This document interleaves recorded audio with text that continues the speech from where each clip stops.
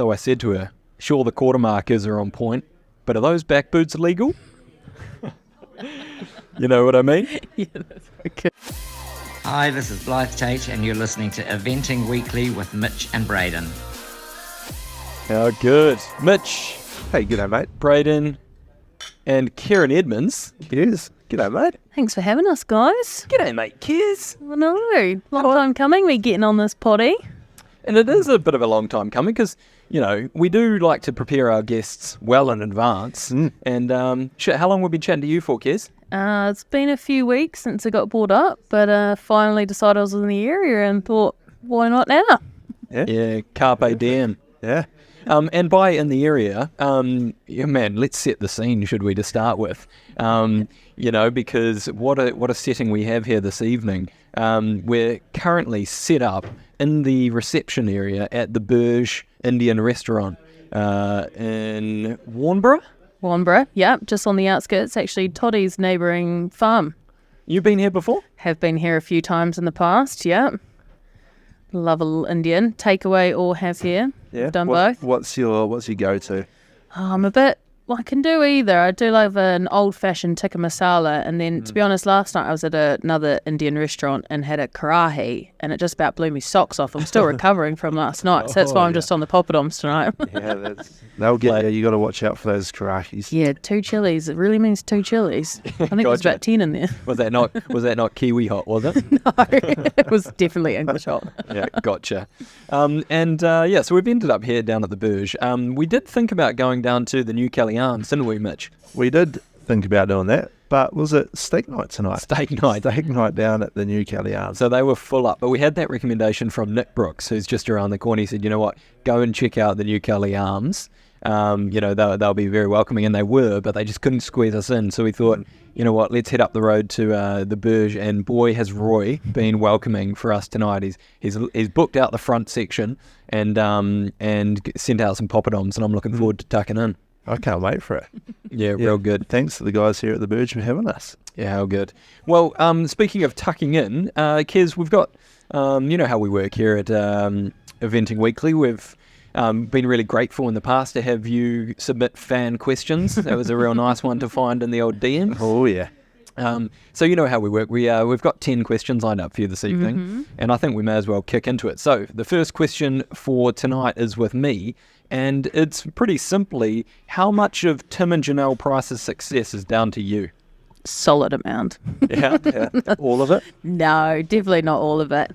I was lucky to kind of come into the team when they were sort of up and coming in 2013, and then stuck around for a few years, and then have come back when they're sort of at the pinnacle of their career, and I'm sort of grateful to just be an aid in their career.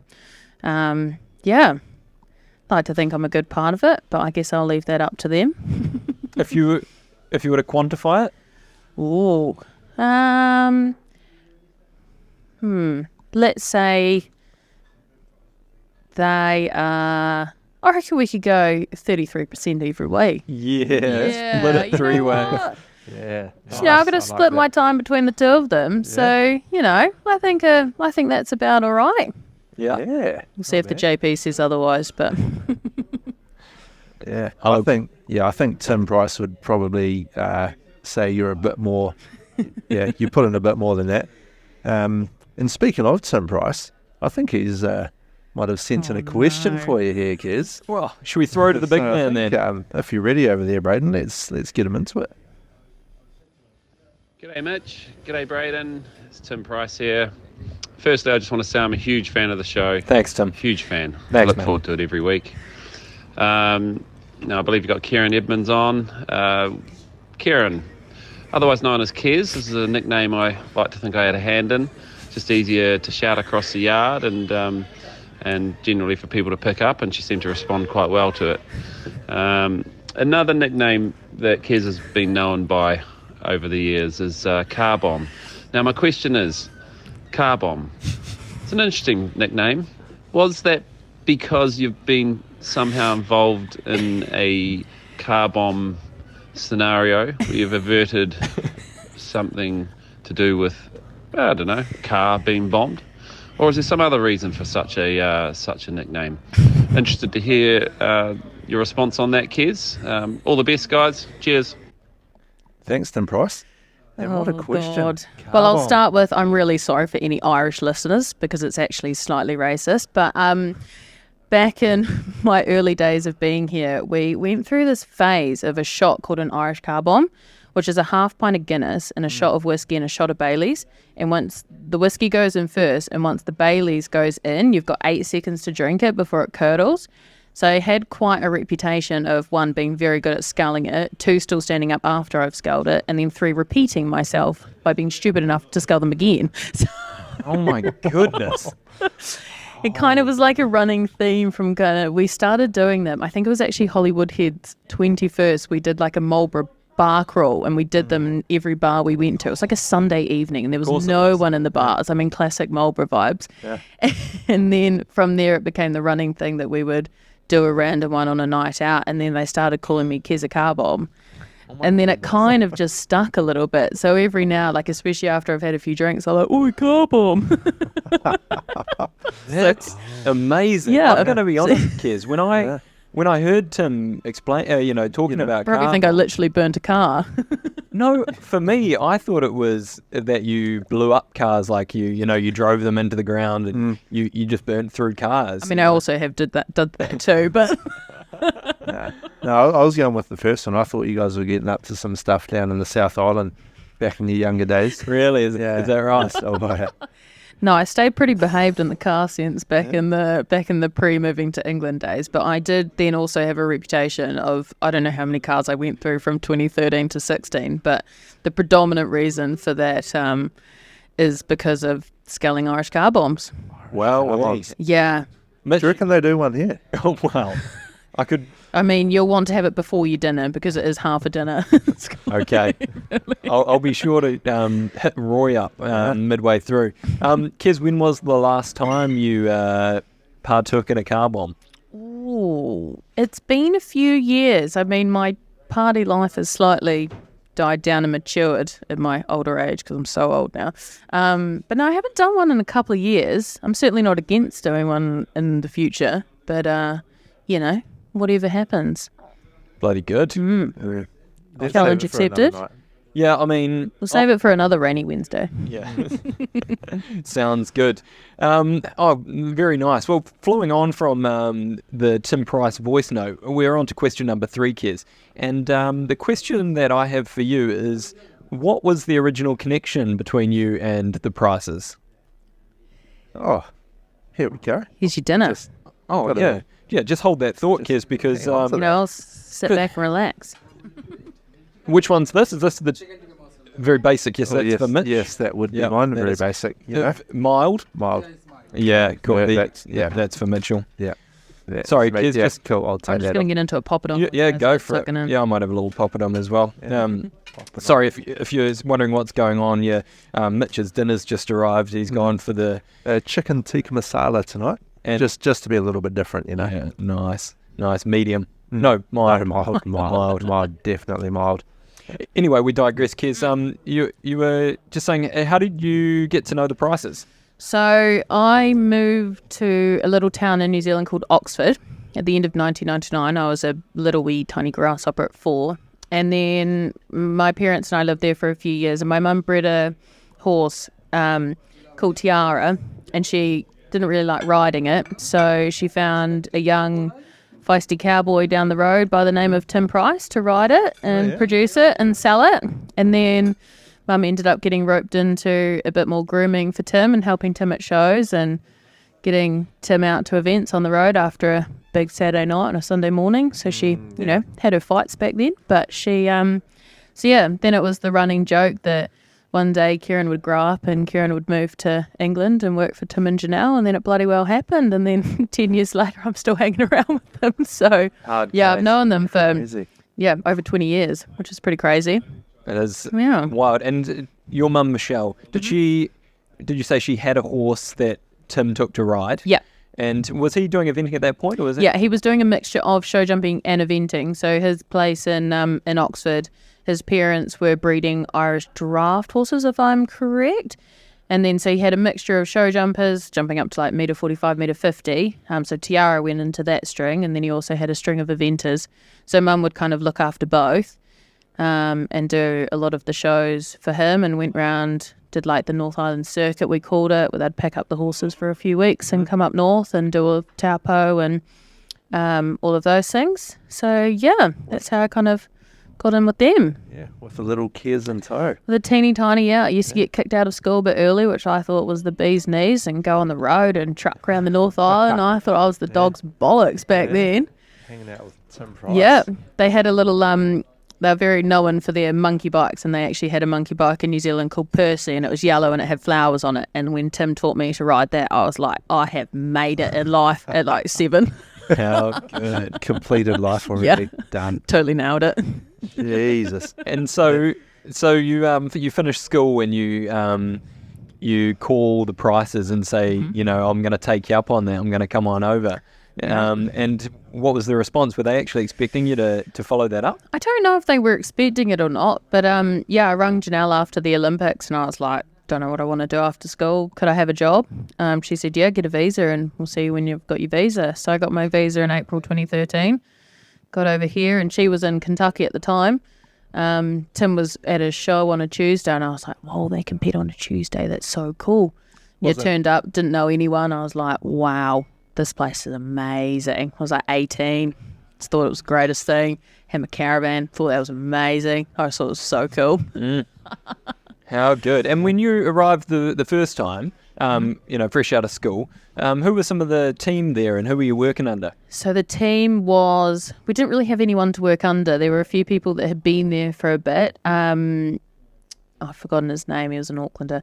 And then there was James, and I moved over at the same time. So he'd been there for a month before me. So Javery. Yeah, so we moved over a month apart. Shout out Javery. Shout out to Javery. Yeah, he was my right-hand man when we first moved over together pretty much. And then they kind of had a few people like floating in and out helping part-time. There was another girl called Angela Molson who in the very early days, she taught me a lot of what I know. She was awesome. And then we had another Aussie girl, Rebecca.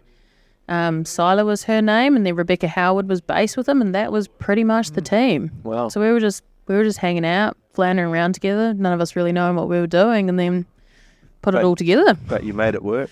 Made it work. Yeah. Oh, we did have a French girl called Maud, actually. Shouldn't forget her. Shout out Maud. Yeah. Shout out Maud. And I know that you worked quite closely with Lucy Miles over the years. When did that relationship spark up? End of sort of being her? 2013, she came in as the head girl. So at the end of that season, then they offered her a job, and then start of 14, she was the official head girl. So it was kind of the first year they had like a proper head girl.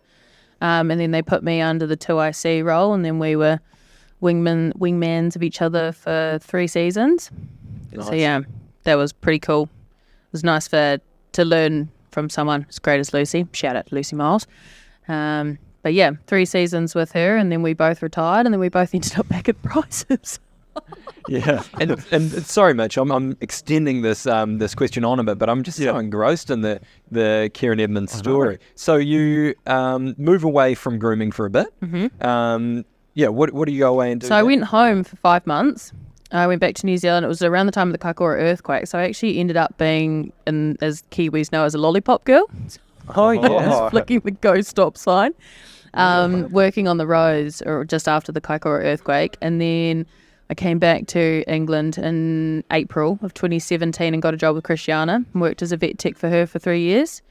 And then I was going to go completely afield and actually go into a sports massage course for humans beginning of 2020, and then that old thing called the Rona happened, and then it all went up shit creek without a paddle. So I was actually, the start of that year, I was working part-time for Christiana and then doing a couple of days a week on Tim and Janelle's water treadmill that they just had put in. And then Janelle's like, you've got another year in you.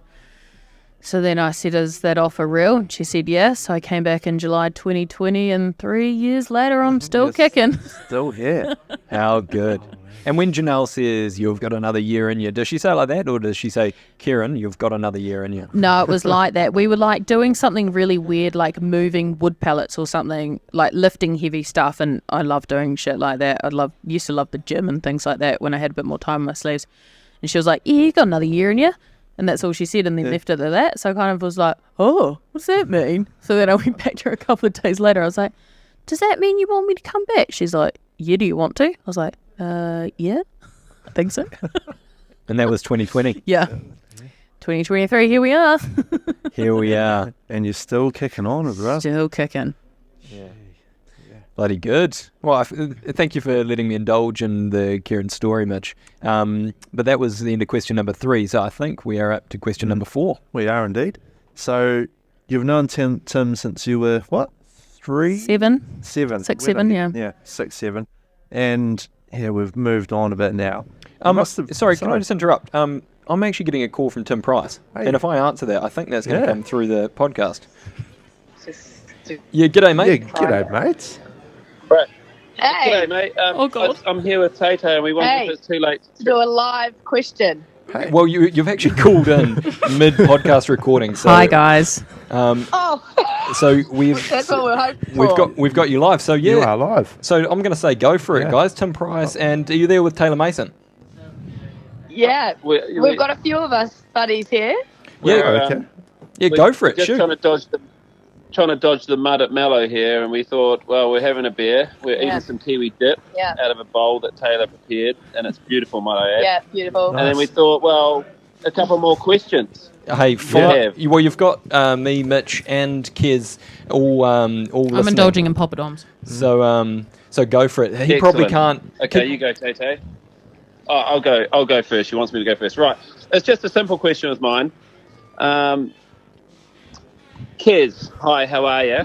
Hi, Tim. Just wondering, when it comes to all the amazing things you do as a groom for your riders, what is your policy on polishing one's boots, and why? And is there a distinction between polishing boots when they're on the rider or polishing boots when they're off the rider? What are your thoughts, please? You're an arsehole.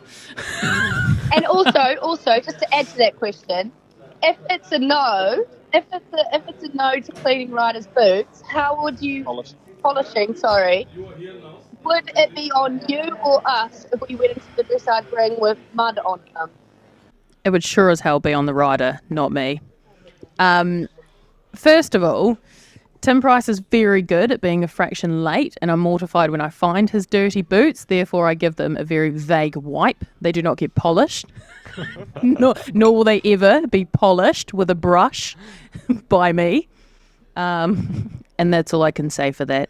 Your boots, your Do you duty. not sometimes think it would be good therapy to No. take my boots to your accommodation the night before, and as you're preparing for the day before, give them a damn good polish? I do not need to be haunted in my sleep by working for you, Tim Price. I'm not sure what you mean by that, Kerryn Edmans. I'm trying to have a Groom week of off, the year, and you still won't leave me alone. 2022. Hard case. Oh, dear. Thank you very much for that, Tim. Did you say there was one more question there from Taylor or someone else? You got one? Anyone else got one? You got one? Okay, no, sorry, we've come unstuck. That's all. We've got one here. Okay, we've got another person in the room. Yes, I have a question. On a scale of 1 to 10, how annoying are Taylor and Kerryn? Yeah, that's a great question. Sorry, can you repeat that, Mitch? On a scale of... on a scale of 1 to 10, I believe I heard her say how annoying are Tim and Taylor. I mean, it depends what environment they're in. I think the current environment, about a 15. All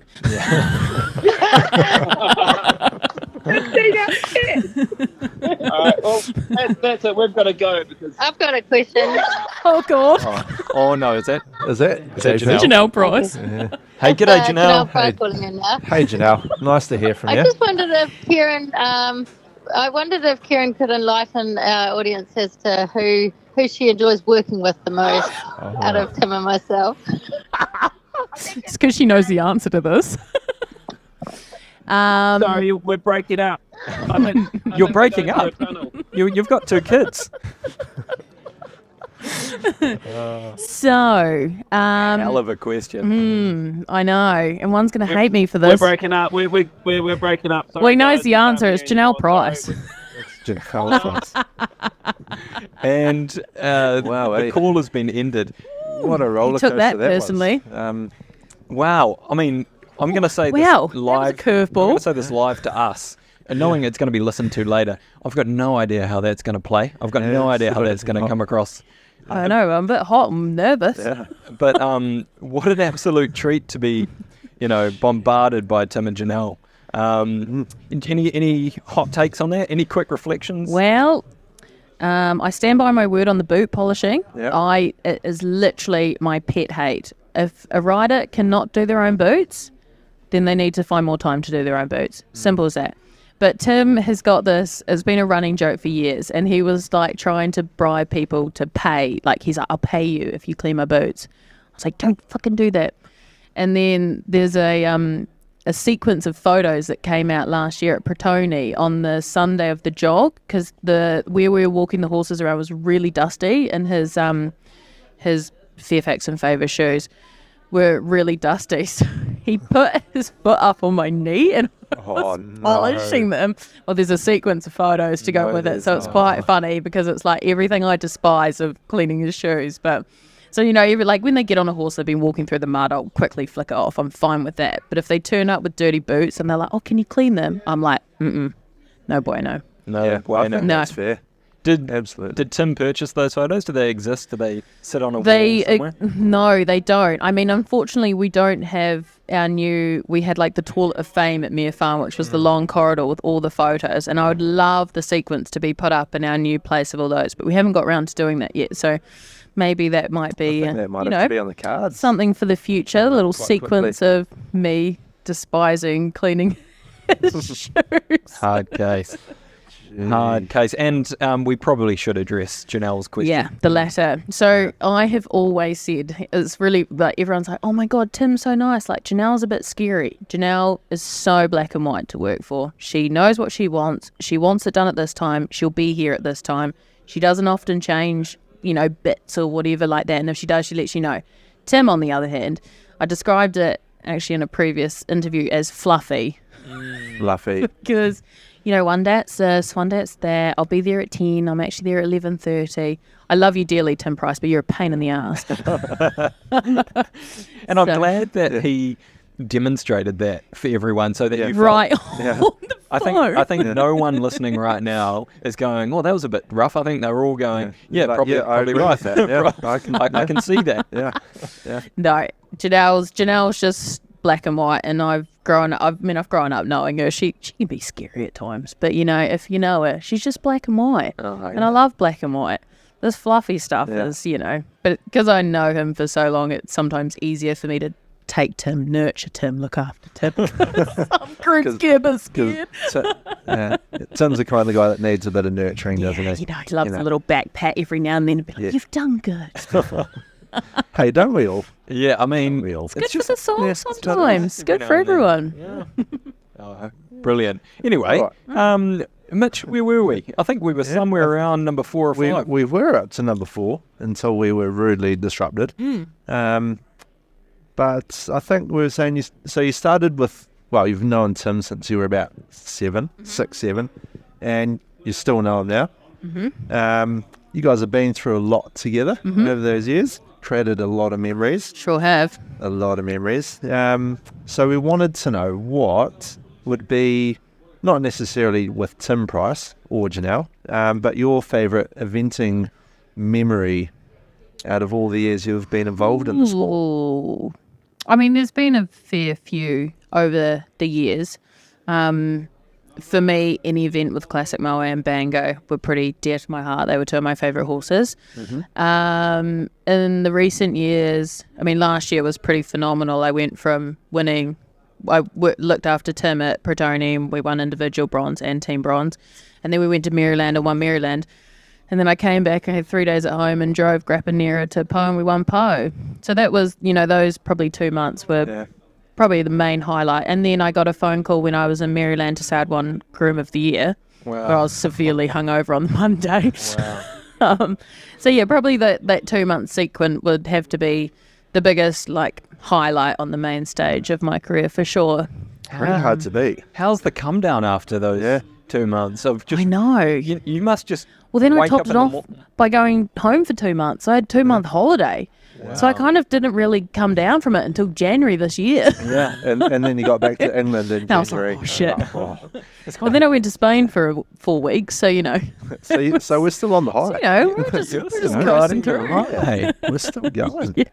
Oh, wicked. I am moving forward to question number 5, but it relates quite nicely because you mentioned they're winning the FEI Groom of the Year. Mm-hmm. Do you want to just talk to us a little bit about that award? Yeah, so I got this random email, I think like the beginning of October, saying that you'd been shortlisted. I was like, I don't even know how you get shortlisted. So they said you can't announce it to anyone until this stage, and they asked for all this information. And then the following week, it must have been just before I went to Maryland, they put it out like vote for me. So I had to, once it got announced publicly, I had a week or 2 weeks to get as many public votes in as I could. And then 50% of it was public vote and 50% of it was a judging panel. So that kind of unraveled the week before I went to Maryland, and then I just kind of, shared it, got everyone sharing it. That was all cool. And I was up against some, it's across all disciplines, which is pretty epic. So there was Boyd Excel's driving groom. There was a dressage groom, I think, for a Danish rider. And then maybe a show jump groom of some description. So I was a bit like, God, these guys are pretty epic. There's no way I'm going to get them. But this is pretty cool. And then, the Monday after Maryland, severely hungover, trying to graze my horse, I get this phone call from this Swiss number. I was like, oh, God, who's this? They're like, oh, congratulations, but you've won Groom of the Year. And I was like, sorry. Have you got the right number? Right.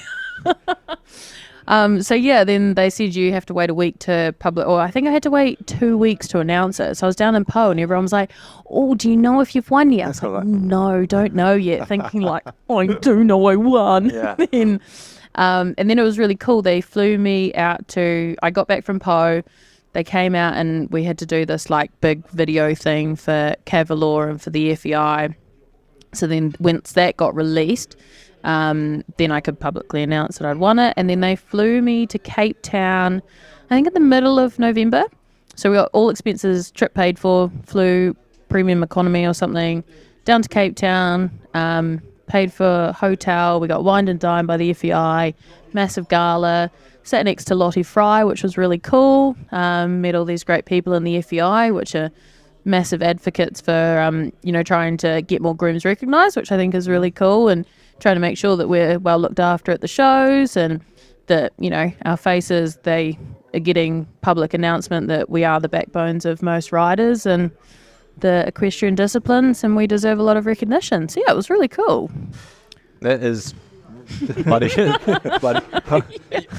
think for the first time ever listening to that story, I was like, man, I could be a groom. That sounds. You go to America, you win 5 stars, and then you go to party, and win 5 stars. yeah, win 5, and then you get. I won a Longines out watch as well. You what? I won a Longines watch. Unfortunately, I'm not wearing it. I should have worn it tonight. I left it in Dorset.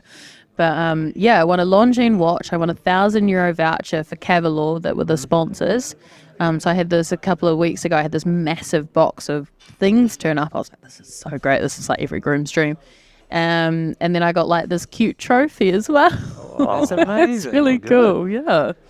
That is amazing. The reality is that's a lot of bloody hard work that leads up to that, doesn't it? We've just really talked about the shiny stuff. Yeah. I've gone in there with this is what I've achieved in the last 6 months. But I mean, I've been working for Tim and Janelle this is my 8th season with them. So it's not without a few years of blood, sweat, and tears. Yeah, and that's in terms of normal working hours, you've probably doubled what a normal person would do in those 8 years as well, wouldn't you? Maybe even their life. Yeah.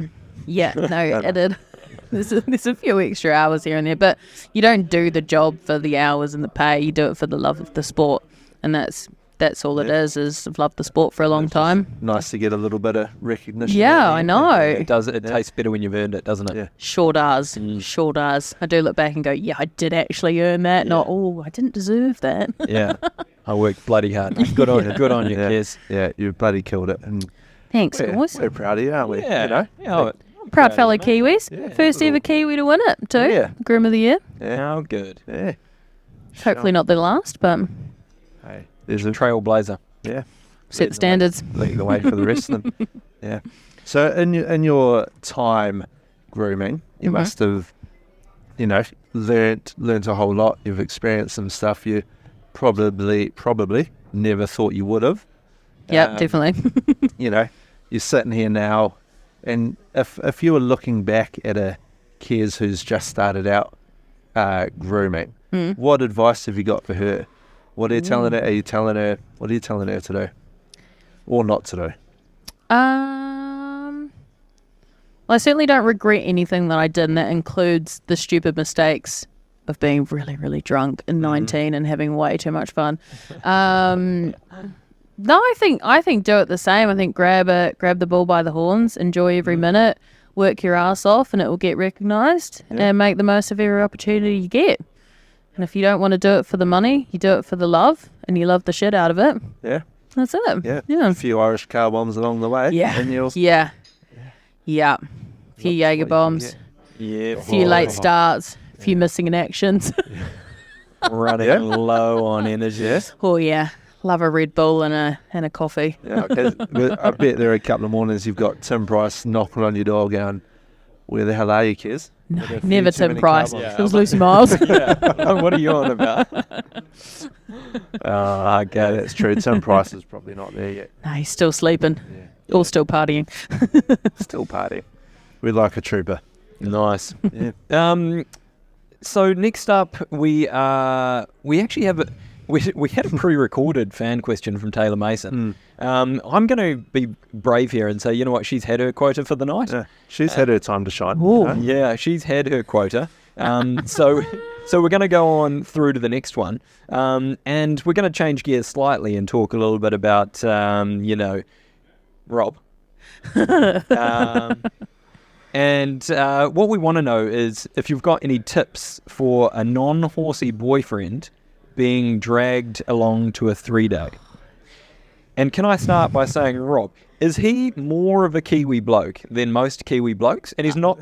Just by the way, he's English. He's so English, but he's so Kiwi. I mean, the man wears stubbies and jandals, even when it's pouring with rain and 10 degrees outside. He just loves the Kiwi lifestyle. And to be fair, the first event he went to was Gatcombe last year, and he was a bit like, "Oh, this is all right." Yeah. But no, he hasn't had the blessed trips of being dragged along to a 3-day. Maybe that's in his cards this year. Oh yeah. But I admire you guys.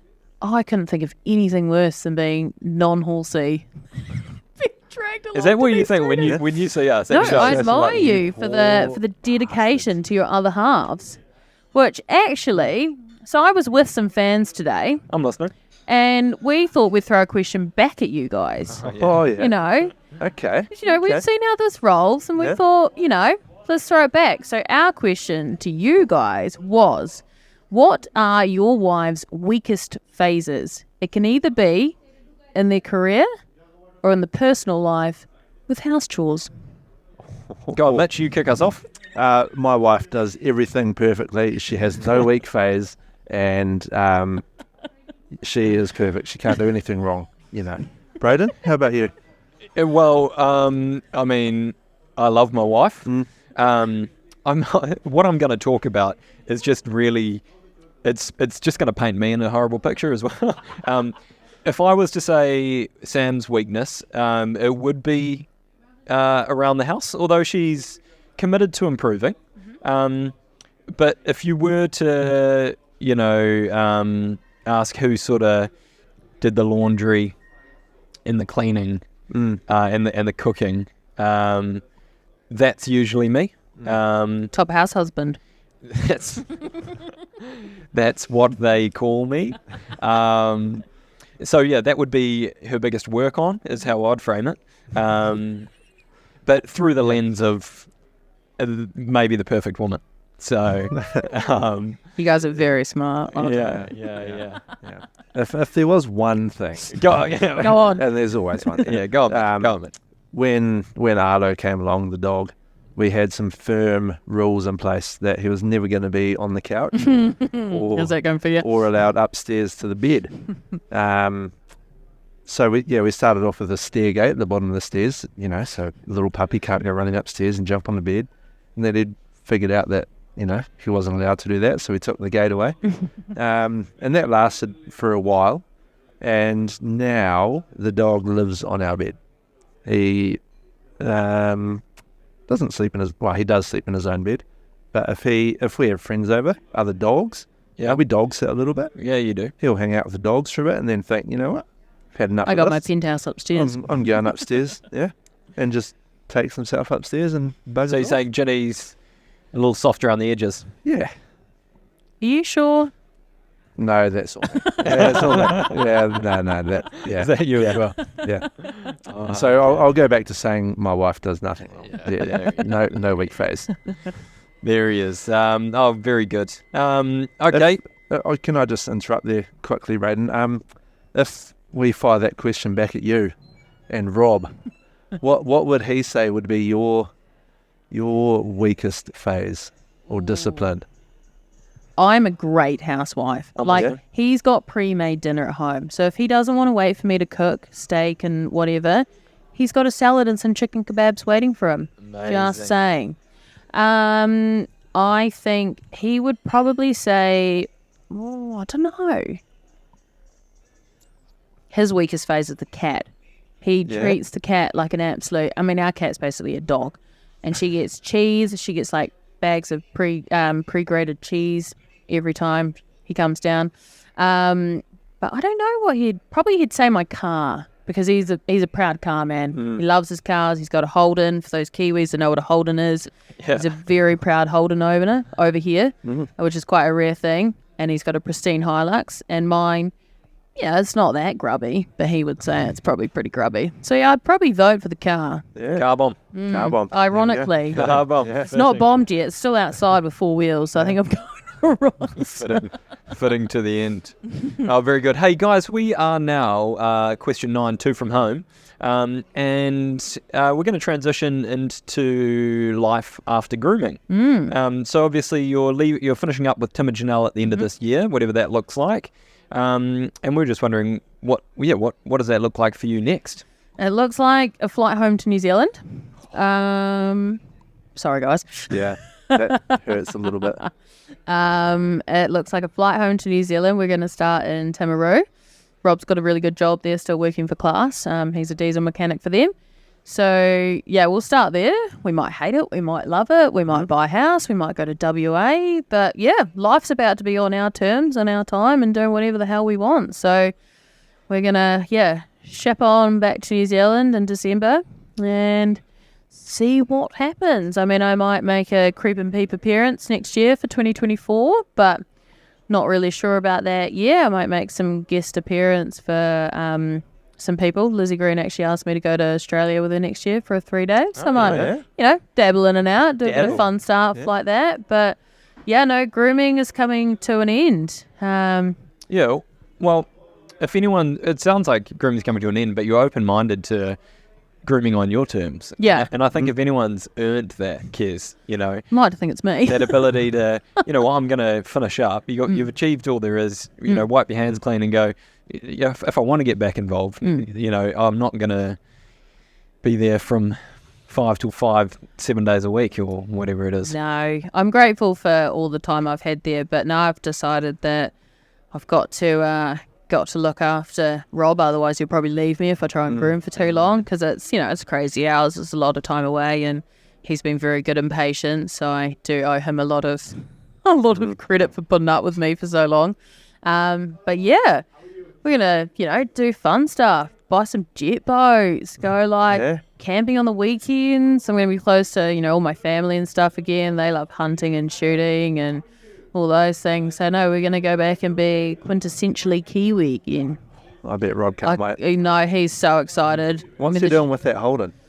It's getting shipped back. Is it? It's getting shipped back next year. Yeah, he's very proud of that too. Well, because it's like one of 19, sorry for non-car people on a horsey podcast, but it's like one of 19 built. So it's very rare. So Rare. he's like, I'm holding That's not on to going that for anywhere. dear. Yeah. He's like, I'm not letting go of That's that. cool, man. Yeah. So now we're going to ship that back. We'll ship a container full of stuff because it's actually cheaper. And then, see what happens. Pretty pumped, though. Yeah. It's going to be cool. Yeah, wicked. I'm excited for you. I know. Yeah. Take us You with can come you. stay. Get the jet boat out. Please. Hey, don't offer. Don't tempt us too much. Because, we might just show up one day. Yeah, I'll be waiting. I'll make sure the fridge is full. yeah, good. Yeah. Good. Food and beers. Bloody good. All right. I think we've got one last left, do we, Braden? I think we do. Another pre-recorded one, which I don't know if we're quite ready for after a live cameo earlier on. in the Yeah. show. But Hard to match. Tim Price had a part 2 to his first pre-recorded And question. should we say, Tim Price, this isn't kind of your swarmed show. the show. Yeah, Yeah. He's very much made it about This was himself. actually about me. Yeah. Yeah. Well, let's see if he redeems himself. So let me just line that up. I've been asked to answer a question relating to who was the better groom, Kez or Kez's mother, Michelle. Michelle worked for me back in New Zealand. She actually probably taught me more than I taught her, basically how to, Get out pull of my bed. neck in and do a better job at, riding horses, turning up to ride horses, being on time, all those sorts of things. So I have the utmost respect for Kerryn's mum, Michelle, as I do Kez for that matter. But to pitch them against each other is a very difficult one for many reasons. Kez has been incredible over the years. We've had a lot of fun memories with her at Team Price, and she's been amazing.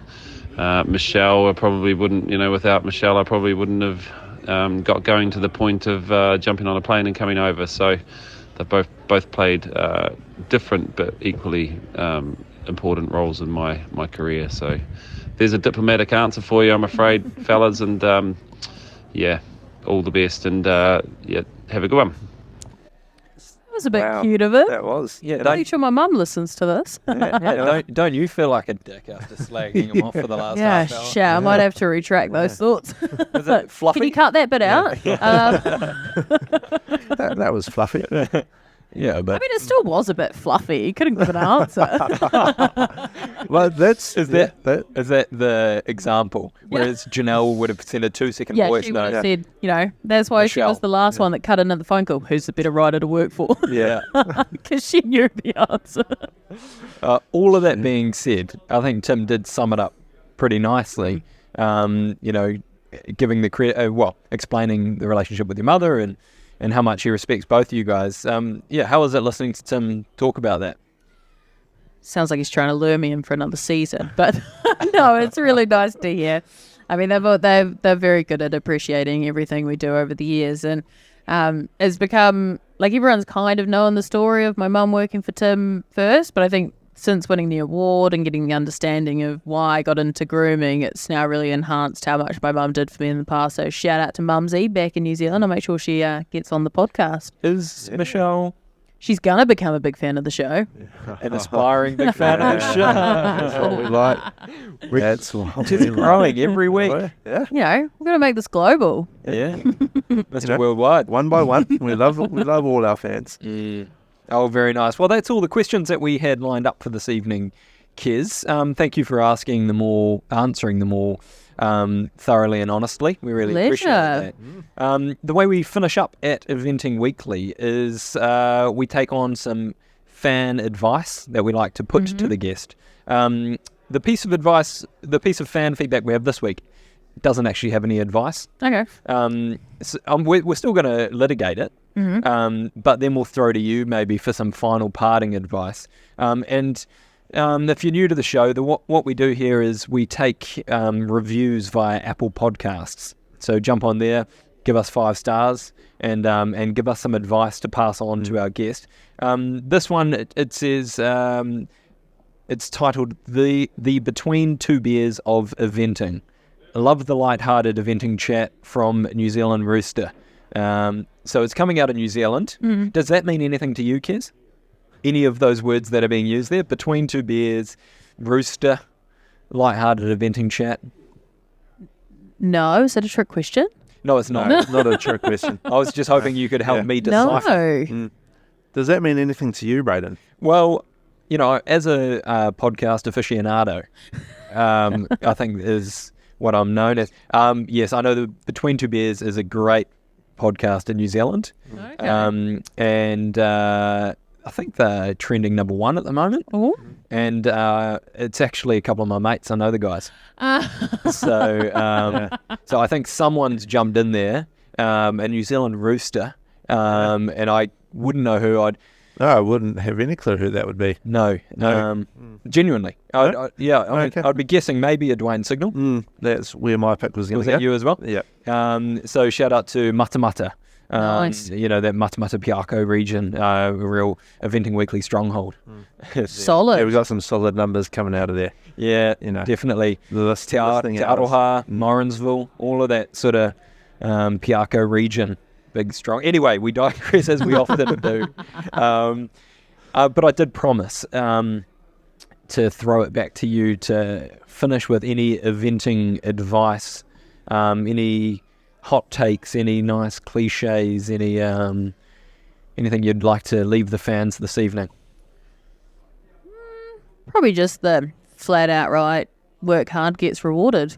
Yeah. That's what I've done. That's how I've got where I am. And man, a smile goes a long way. A friendly smile is so nice to see. There's a groom just smiling at their truck. They might be having a really shit day, but if they smile, everyone's like, lovely person. Yeah. That's me 90% of the time. I'm like, else- oh God, I woke up at 1 a.m. I'm exhausted. Hey guys, how you doing? And I think you do it bloody well, too. Yeah. Yeah, I was going to say, how much of the groom gig is just that, turning up with a bloody good attitude? I mean, for me, it's a lot of it because, I'm the front face behind Tim and Janelle. So I think you have to be a nice, friendly face. Like everyone remembers, for example, Adam Short, previous guest, Yes. big fan of the show. Huge fan of the show. Everyone remembers that bloody Geordie, don't they? they do. So, I think the friendlier you are, and you should be naturally a smiley, friendly person. I grew up like that, and I think that's a good advocate. There's a miserable face at the truck, you'll be like, oh God, not going to go near them and say hello, am I? Oh, So, yeah. very wholesome. Yeah. Mitch, anything left on your list for this evening? No, I think we're all good. I think we could also, for the reviews and advice there, just be accepting of people sliding into our DMs as well, couldn't we? Yeah, definitely jump in those DMs. Yeah. Give us some advice. Get in there, guys. You never know who that piece of Slide on advice in. is Bulgaria. going to land on. One week it's Kerryn Edmans, Groom of the Year. Next week, who? I mean, Dun-dun-dun. We know. we but know. No one else does. So yeah, let it be a surprise to everyone. Anyway, that's where we're going to end things this evening, Kez. So thank you so much for joining us. Thanks for having me. And I think it's Been about good. time we dive into this. About time to start that food. Third, yeah. Kerryn Edmans, Peace out. thanks, mate. Thanks, mate. Later. Hi, this is Blythe Tate, and you're listening to Eventing Weekly with Mitch and Braden. Nice. Really good from you. Really good. Really good. Really good.